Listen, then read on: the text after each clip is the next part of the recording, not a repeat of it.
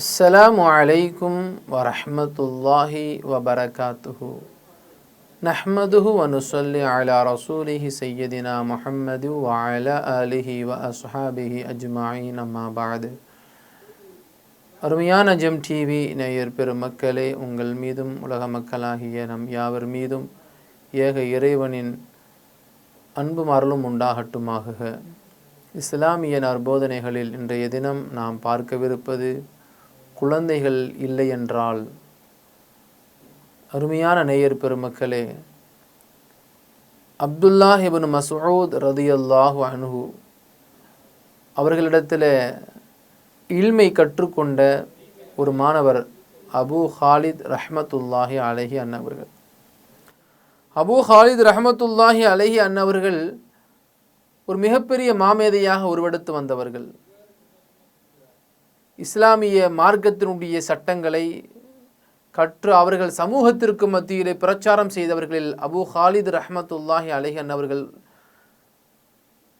சேவையாற்றக்கூடிய ஒரு நல்ல மனிதர். அவர் ஒரு சமயம் திருமணம் முடித்த பின்பு தன்னுடைய மனைவியிடத்தில் இப்படி கூறுவார், நம்ம குழந்தைகளை இப்போ பெற்றுக்கிற வேணாம், கொஞ்சம் லேட்டாக பெற்றுக்கிறலாம். நான் மார்க்கத்தினுடைய சேவைகளில் ஈடுபடக்கூடியவனாக இருக்கிறேன், எனக்கு தடையாக குழந்தைகள் வந்துவிடக்கூடாது, ஆகையினால் குழந்தைகளை பெற்றுக்கொள்வதில் கொஞ்சம் தாமதப்படுத்தி கொள்ளலாம் என்று தன்னுடைய மனைவியிடத்தில் சொல்லி வாழ்க்கையை துவங்குகிறார். காலம் கொஞ்சம் கொஞ்சமாக நகர்கிறது. இரவு நேரத்தில் உறங்குகிற பொழுது அவருக்கு ஒரு கனவு வருகிறது. அபு ஹாலித் ரஹ்மத்துல்லாஹி அலைஹி அன்னவர்களுக்கு ஒரு கனவு. அந்த கனவிலே நாளை மறுமையிலே சுவனபதியிலே மக்கள் எல்லாம் ஒன்று கூடி நெருக்கடியாக நின்று கொண்டிருக்கக்கூடிய சமயத்தில், சொர்க்கத்தில் மக்கள் எல்லாம் வெள்ளங்களை போன்று நின்று கொண்டிருக்கக்கூடிய சமயத்தில் வியர்த்து விறுவிறுத்து மிகவும் சோர்ந்த நிலையில் இருக்கிற பொழுது சொர்க்கத்தில் இருக்கக்கூடிய சில குழந்தைகள் ஒவ்வொரு ஆளுக்கு என்ன செய்கிறாங்க, தண்ணி கொடுத்துக்கிட்டே வர்றாங்க. தாகம் எடுக்கிறது, பசி எடுக்கிறது. அந்த நேரத்தில் சில குழந்தைகள் சொர்க்கத்தில் இருக்கக்கூடிய ஒவ்வொரு ஆளுக்கும் தண்ணி கொடுத்துக்கிட்டே வருகிற பொழுது அபு ஹாலித் ரஹ்மத்துல்லாஹி அலைஹி அவங்க சொல்கிறாங்க, நான் மறுமையில் இருக்கிறேன், எனக்கு தாகம் கடுமையாக எடுக்கிறது, கொஞ்சம் தண்ணி கொடுங்களேன் அப்படின்னு அந்த குழந்தைகளிடத்தில் கேட்கிற பொழுது அந்த குழந்தை தண்ணி கொடுக்க மறுத்து விட்டது. அந்த குழந்தை கேட்டதாம், தண்ணி கேட்கிறாயே, உனக்கு உலகத்திலே நீ வாழ்கிற சமயத்திலே உனக்கு ஆண் குழந்தைகள் இருக்கிறதா? இல்லை, குழந்தைங்க இல்லை எனக்கு. பெண் குழந்தைகளாவது இருக்கிறார்களா? இல்லை, பெண் குழந்தைகள் இல்லை எனக்கு. எனக்கு எந்த குழந்தைங்களும் இல்லை, நான் திருமணம் முடிச்சுட்டு வாழ்ந்துட்டுருக்கிறேன். அப்படியா? யார் குழந்தை பெற்று வளர்த்து ஆளாக்கி தந்தை என்கிற அந்தஸ்தில் இருக்கிறார்களோ அவர்களுக்குத்தான் நான் தண்ணீர் புகட்டுவேன் என்று அந்த குழந்தை சொல்லிடுச்சு. அப்போது அந்த குழந்தை அடுத்து கேட்குது, இப்போ குழந்தை இல்லாத நிலையில் இருக்கிறையே, உனக்கு எப்படி நான் தண்ணீர் புகட்ட முடியும்? ஒரு தம்பதியர் குழந்தையை பெற்றெடுத்தது, ஆண் குழந்தையோ பெண் குழந்தையோ, அந்த குழந்தைகளை பெற்றெடுக்குகிற பொழுது ஒரு பெண் எந்த அளவிற்கு சிரமப்படுகிறார் என்கிற கஷ்டத்தை அந்த பெண் அமைப்பட்டிருக்கிறாளா?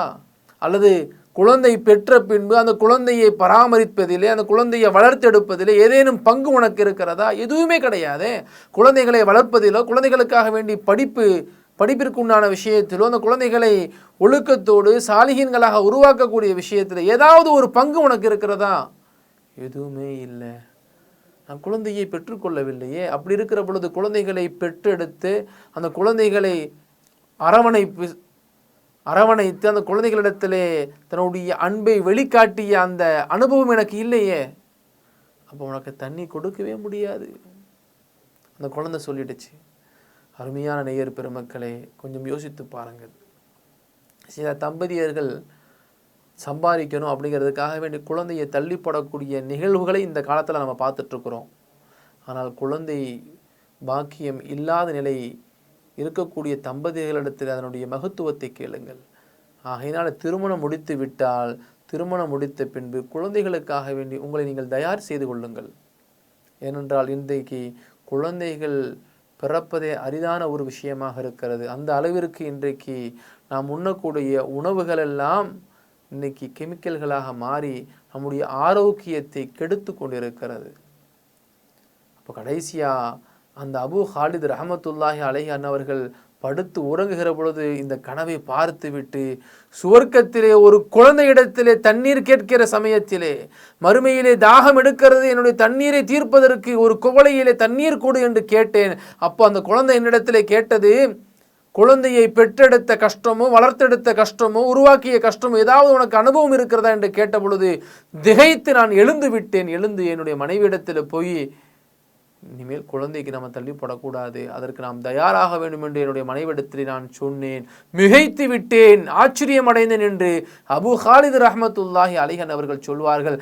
ஆகையினால் வேண்டுமென்றே குழந்தையை யாரெல்லாம் தள்ளி போடுகிறார்களோ அவர்கள் கொஞ்சம் யோசித்து பாருங்கள். அல்லாஹ் பாதுகாக்க வேண்டும்.